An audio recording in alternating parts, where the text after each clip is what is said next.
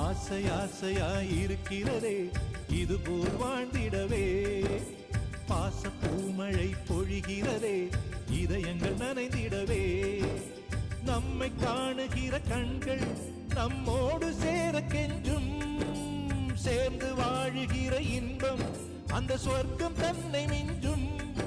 ஒரு நாள் கூட இங்கு வரமாகும், உயிரங்கள் வீடாகும். சுகமாய் என்றும் இங்கு விளையாடும் நிரந்தர ஆனந்தம்.